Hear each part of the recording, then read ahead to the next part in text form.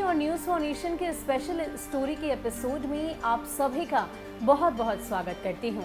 इस special episode की story में हम आपके साथ साझा करते हैं बिहार के राजनेताओं की वो अनसुनी कहानियाँ जो शायद आपने पहले कभी ना सुनी हो। इसी कड़ी में आज हम बात करेंगे बिहार के उस मुख्यमंत्री की जिसने जमींदारी प्रथा के उन्मूलन में काफी अच्छी भागीदारी निभाई, उस मुख्यमंत्री की जिसने लगातार बिहार को आगे बढ़ाने की बात कही, उस मुख्यमंत्री की जिसकी मौत सड़क हादसे में हो गई, ट्रक से उन्हें रौंद दिया गया। जी हाँ, बिहार के वो पहले मुख्यमंत्री हैं जिनकी मौत इस प्रकार हुई है और इसी मौत की कहानी आज हम आपको सुनाएंगे।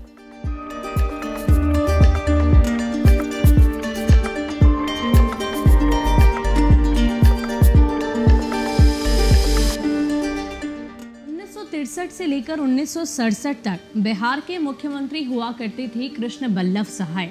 लेकिन कृष्ण बल्लभ सहाय ने अपने कार्यकाल के दौरान यूं तो बिहार के लिए कई सारे कार्य किए, बिहार को आगे बढ़ाने के लिए हर वो जिम्मेदारी उन्होंने उठाई जो एक मुख्यमंत्री होने के नाते उन्हें उठानी चाहिए थी।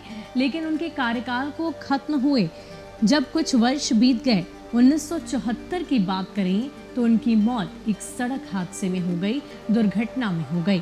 हालांकि बताया जाता है कि उनकी मौत कोई सामान्य मौत तो नहीं थी। मुख्यमंत्री पद से हटने के कुछ वर्ष बाद 1974 में एक ट्रक ने उनकी गाड़ी को रास्ते में रौंद दिया था जब उनकी मौत हो गई। दुर्घटना में हुई उनकी मौत को लेकर भी तरह तरह की अटकलें उड़ी थी। बहुतों का मानना था कि दुर्घटना के पीछे हत्यारी राजनीति की ही भूमिका थी।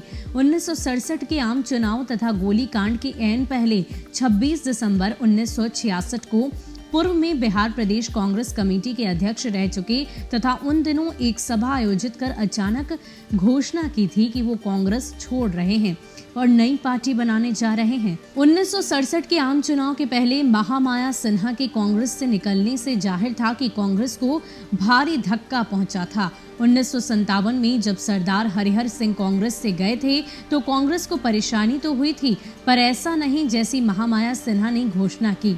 वो आगामी चुनाव में मुख्यमंत्री कृष्ण बल्लभ सहाय से टक्कर लेते। महामाया सिन्हा 1955 के दिनों में प्रजा सोशलिस्ट पार्टी में थे। बहरहाल 1967 के आम चुनाव के ऐन पहले महामाया सिन्हा ने जनक्रांति दल का गठन किया और स्वयं इसके अध्यक्ष हुए। चुनाव के पहले हो चुके गोलीकांड से उभरी परिस्थिति ने चुनाव में कांग्रेस तथा कृष्ण बल्लभ सहाय की जमात की हालत खराब कर दी। हताश कृष्ण बल्लभ सहाय ने पटना पश्चिम तथा झरिया विधानसभा क्षेत्र से नामांकन दाखिल किया था।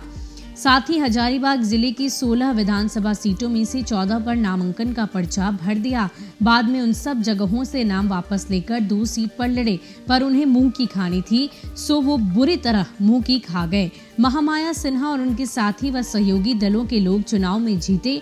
5 मार्च 1967 को जिस दिन महामाया सरकार ने बिहार की सत्ता में शपथ ली, उसी दिन काबीना की पहली बैठक में तय किया गया कि 5 जनवरी को हुए गोलीकांड की न्यायिक जांच कराई जाएगी।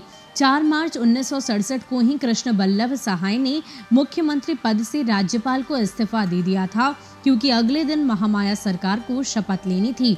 2 अक्टूबर 1963 को कृष्ण बल्लभ सहाय बिहार की कांग्रेसी सरकार के मुख्यमंत्री तब हुए थे जब कामराज योजना के तहत पंडित विनोदानंद झा को मुख्यमंत्री पद से जाना पड़ा था।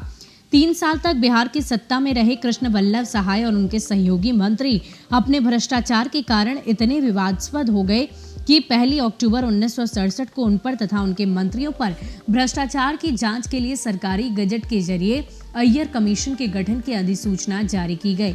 टीएल वेंकट राम अय्यर की अध्यक्षता में गठित यह कमीशन बिहार के राजनेताओं के भ्रष्टाचार की जांच के लिए बैठा पहला प्रमुख कमीशन था। इस कमीशन ने कृष्ण बल्लभ सहाय, सत्यनारायण सिंह, रामलखन सिंह यादव, महेश प्रसाद सिन्हा, राघवेंद्र नारायण सिंह तथा अंबिका शरण सिंह पर लगे भ्रष्टाचार के आरोपों की गहन जांच कर जब 5 फरवरी 1970 को प्रतिवेदन प्रस्तुत किया तो भाव विवल टीएल वेंकट राम अय्यर ने प्रतिवेदन के अंत में बेहद मार्मिक टिप्पणी की थी। 6 राजनेताओं पर लगे 189 आरोपों की जांच करने का निर्देश इस कमीशन को दिया गया था। यह स्पष्ट समझा जाना चाहिए था कि महज सही तथ्य पता लगाने वाले एक ट्रिब्यूनल मात्र था, जिसे बल्कि ईश्वर से भय रखकर ही उन्होंने ये काम किया था।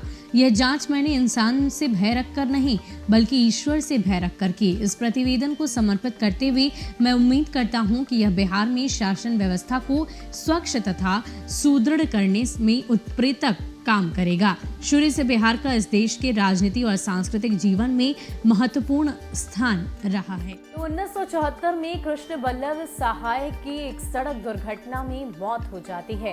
हालांकि उस दौरान भी इस मौत को लेकर कई सारी बातें चर्चा में आती है।